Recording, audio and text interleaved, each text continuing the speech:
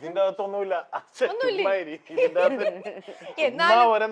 അതെ, എന്നാലും നവീന്റെ വീട്ടില് ഞങ്ങൾ വന്നത് പറഞ്ഞു കഴിഞ്ഞപ്പോൾ നവീന് തന്നെ എന്തൊക്കെയോ നവീൻ പേടിച്ചു ഉണ്ടോന്ന് പള്ളി പാറ്റായി എന്തോ ഉണ്ടോ. ഞാൻ ഡൗട്ട് അടിച്ചിരിക്കണം. നീ ഇങ്ങനെ കുറച്ചിങ്ങനെ പൊങ്ങിക്കണ്ടപ്പോ ഞാൻ വിചാരിച്ചു ഇതിന്റെ ഉള്ളിൽ എന്തെങ്കിലും കൊണ്ടേ വെച്ചോ. ഞാൻ അറിയാതെ അച്ഛനും അമ്മ എന്തെങ്കിലും ചെയ്തോ, എന്തെങ്കിലും ഒപ്പിച്ചോന്നൊരു ഡൗട്ട്. പക്ഷെ നവീൻ ഞാൻ കേട്ട കാര്യമാണ്, നെറ്റിപ്പട്ടം ഭയങ്കരമായിട്ട് നവീൻ ഇഷ്ടമുള്ള ഒരു സംഭവമാണ്. അതാണ് എന്തോ നവീന്റെ ഒരു സക്സസിന്റെ. തീർച്ചയായിട്ടും നെറ്റിപ്പട്ടം നമ്മുടെ വീടിന്റെ മുമ്പിൽ വെക്കുന്നത് ഒരു ഐശ്വര്യമാണ്. സത്യം പറഞ്ഞു കഴിഞ്ഞാൽ ഒരു ആനച്ചന്തം, ആനക്ക് ഒരു ഭംഗി കൊടുക്കുന്ന നെറ്റിപ്പട്ടമാണല്ല. തീർച്ചയായിട്ടും ഉത്സവത്തിനെ കണ്ടില്ലേ എന്ന് പറഞ്ഞ പോലെ തന്നെ മൊത്തത്തിലൊരു ഈ നെറ്റിപ്പട്ടം ഇവിടെ ചാർത്തിയിട്ട് ഇപ്പൊ എത്ര വർഷമായിട്ടുണ്ടാവും? ഇത് ഒരു ഈ പറഞ്ഞ പോലെ തന്നെ ഒരു 10-25 വർഷമായിട്ടുണ്ട്. ഇതോ 25 years ആയിട്ടുള്ള. പിന്നെ നമ്മളത് ഫുള്ള് ക്ലീൻ ചെയ്ത് എല്ലാ മാസവും നീറ്റാക്കി ക്ലീൻ ചെയ്യും. അല്ലേ എന്തൊക്കെയല്ലേ പറയണ്ടെന്ന്. അത് എത്ര നാളെ എനിക്കറിയില്ല സത്യം, എത്ര നാളായിട്ടാണ് കട്ട് ചെയ്യൂ. അതെ, വീട്ടിലൊരെണ്ണം കൊല്ലമായിട്ടേ ഉള്ളൂ. 10 കൊല്ലം. നിങ്ങൾ ആഡ് ചെയ്യണത്. അല്ലെങ്കിലും ഇത് 20 കൊല്ലാന്ന് പറഞ്ഞാൽ പ്രേക്ഷകര് അടിക്കും. ഞാനൊന്ന് കൈന്നിട്ട് നോക്കി, പക്ഷെ പൊളിഞ്ഞായി. അപ്പോൾ ഇനി മുതൽ അങ്ങോട്ട് വെക്കുന്ന ഓരോ സ്റ്റെപ്പിലും നമ്മൾ ഇങ്ങനെ ശ്രദ്ധിക്കണം.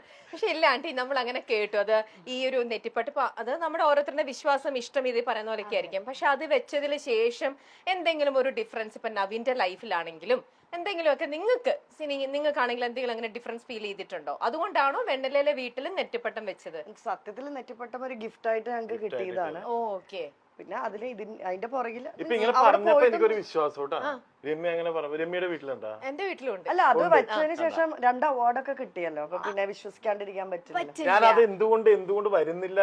പക്ഷെ എന്നാലും ഞാൻ നിങ്ങളുടെ അടുത്ത് മസാല ഇത്ര ഇട്ട മനുഷ്യനല്ലേ, ഞാൻ ചോദിക്കട്ടെ. ബിഗ് ബോസിൽ പോയിട്ട് ആൾക്കാർ പറയുന്നുണ്ട് എന്തൊരു എക്സ്പ്രഷൻ ആണ് നവീൻ ഇടുന്നത്, കൊടുക്കാനായിട്ട് അത് മാത്രം ഉണ്ടായിരുന്നുള്ളൂ. സത്യം വാക്കുകൾക്ക് വാക്കുകൾക്ക് ഭയങ്കര ക്ഷാമം. അവർ ഈ ഫ്രെയിമും കൂടെ എക്സ്പ്രഷനിലൂടെ ആയിരുന്നു അത്. എന്താ പറഞ്ഞത്, ആണോ പൊതുവെ? പിന്നെ ആവശ്യമില്ലാത്ത കാര്യത്തിന് ആവശ്യമുള്ളതിനൊന്നും ചുണ്ടി എടുക്കൂല. ഇല്ല, അതാണ് അവിടെ സംഭവിച്ചത്. അങ്ങനെ ഡെയിലി ബേസിസിൽ ചുണ്ടി ഉണ്ടാവില്ലേ? പിന്നെ അപ്പൊ ഇന്നിപ്പോ ചുണ്ടി എടുത്ത് എന്ത് കാര്യത്തിന്? ഇന്നിപ്പോ ഞാൻ ഇച്ചിരി ലേറ്റ് ആയി വരാം. അപ്പൊ അതിന് ചുണ്ടി എടുത്തു. അല്ല, എന്താ കാര്യം എന്ന് വെച്ചിട്ടുണ്ടെങ്കിൽ മിക്ക സമയങ്ങളിലും ഞാനാണ് ലേറ്റ് ആവുന്നത്. പുള്ളിക്കാരിയാണ് എപ്പോഴും അതിനെ കുറിച്ച് എപ്പോഴും എന്നാ. അല്ല, ഒരു പ്രാവശ്യം നമുക്ക് തിരിച്ചു കൊടുക്കാൻ അവസരം കിട്ടും. കിട്ടിയൊരു അവസരം വരുന്നത്. അപ്പൊ ഞാനും ആലോചിച്ചു കിട്ടിയൊരു അവസരം വെറുതെ ആക്കിയില്ല. എന്താ ലേറ്റ്, അവർ എത്ര നേരം വന്നേക്കണെന്ന് അറിയോ? പുള്ളിക്കാരി അവിടെ എന്റെ താമസിക്കുന്ന വീട്ടിലായിരുന്നു. അപ്പൊ കൂട്ടാണ്ട് പോകുന്നു. കൂട്ടാണ്ട് പോകുന്നു എന്ന് പറഞ്ഞു കഴിഞ്ഞാൽ അപ്പൂന് വേഗം വരണം എന്ന് പറഞ്ഞ് അപ്പൂ പറഞ്ഞു.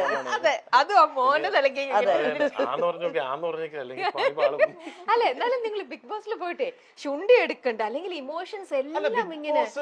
ഞാൻ പറയില്ലേ, ബിഗ് ബോസ് എന്ന് പറയുന്നത് അവിടെ കൊണ്ട് ചുണ്ടി എടുക്കുക, അവിടെ കൊണ്ട് ബഹളം ഉണ്ടാക്കുക, അതല്ല. അതൊരു 35 ദിവസം അവിടെ നിന്ന് സമാധാനമായിട്ട് ഞാൻ ഇങ്ങോട്ട് വന്നു. 35ാമത്തെ ദിവസത്തിലൂടെ ആയപ്പോഴേക്കും എന്റെ സമാധാനമൊക്കെ പോയി. കാര്യം ആ ഒരു ഷോ അങ്ങനത്തെ ആണല്ലോ. നമ്മൾ എത്രത്തോളം ഇറിറ്റേറ്റ് ചെയ്യുന്നു, എത്രത്തോളം പ്രൊവോക്ക് ചെയ്യുന്നു, അതിന്റെ അപ്പുറമാണ്.